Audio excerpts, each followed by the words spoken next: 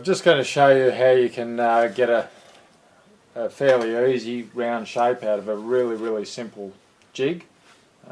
It's something I slapped up in just a few minutes because I wanted to, in a hurry, to cut a circle. It's hard to, when you've got a flat face down and a curved edge on a log like that. You want to cut a round blank ready for to turn a bowl.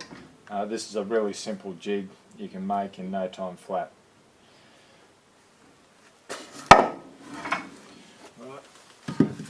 First I just grabbed a piece of plywood. That wasn't anything special, it just happened to be something that was cut out of a scrap. You can leave that on, it's just not important. But I did cut a slot here to suit the width of my saw blade.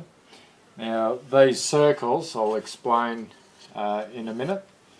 We use magnets to attach onto the top of the bench.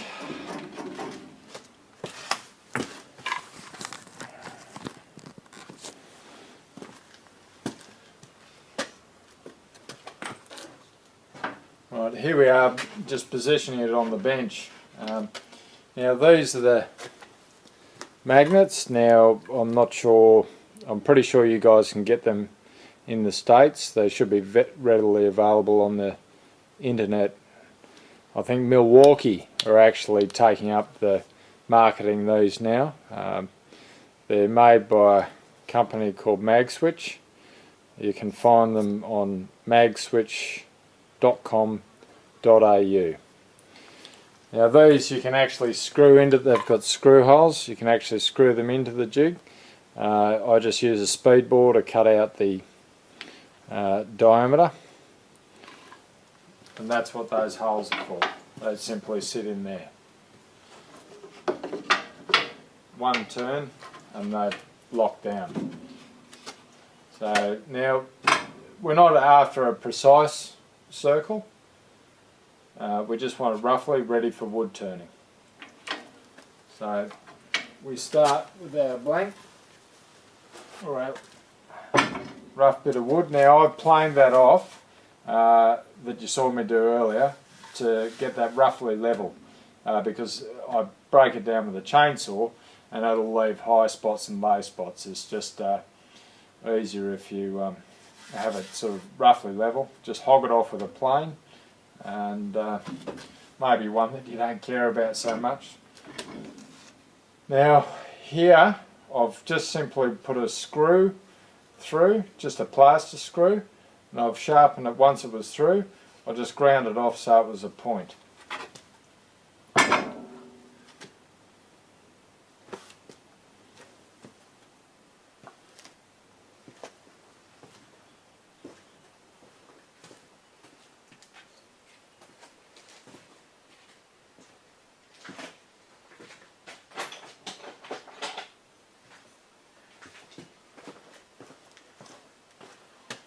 Now what I do here, I just roughly measure the centre and mark the rough centre. So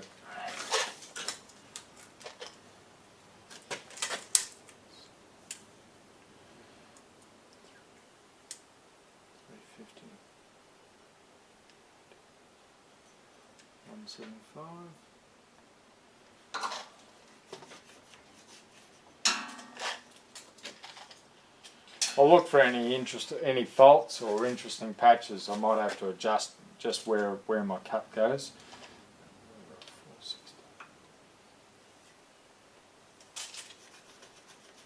So I make it fairly big so you'll see in a minute why. So it's just roughly marked.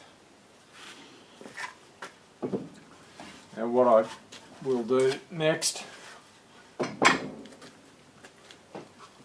there'll be one side that might be slightly shorter, 175. 175. We'll start it on this side. So I'll put that side. So that's that side there we're going to put closest to the blade. What I'll do, I'll just get underneath it side under there roughly in one plane and look the other way just to see roughly where the centre is. I can usually get it fairly good. Now it'll rock around a little bit like that, I'm not worried about that. But I'll then undo my magnets, slide it up so it actually touches the blade.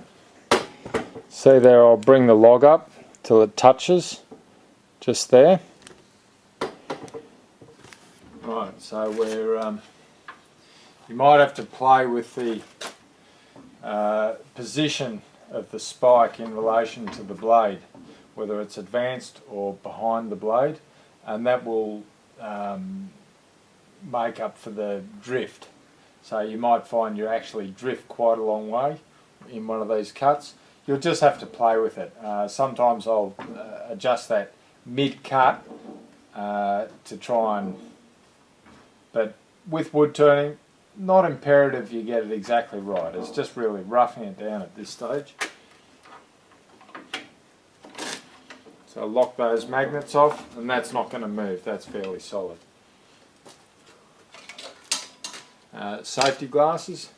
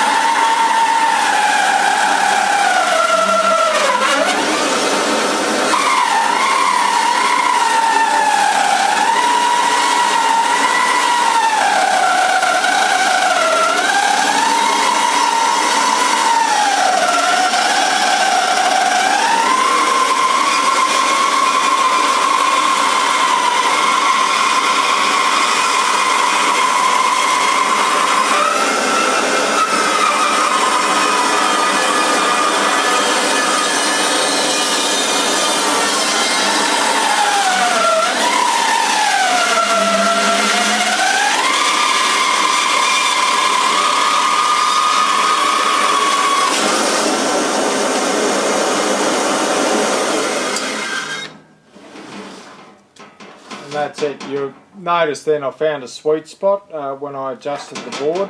There was a sweet spot and I was able to keep cutting, and because the drift will bind the blade up. So once you get that right, it'll cut as sweet as anything. There you go, there's the offcut. There's your blank, and that's also going to be your centre. That you can put your faceplate straight onto, and I just put in some plastic screws, whatever, and attach my faceplate onto that. Then I'll rough down the outside of the bowl, reverse it, put it in my chuck, and turn out the inside. So that's, if anyone's wondering, that's a piece of Australian cedar. Really nice bit of timber to turn. Hard to get your hands on, it's a fairly rare timber. They're not allowed to log them anymore, so whatever you get is pretty much felled dead timber. Right.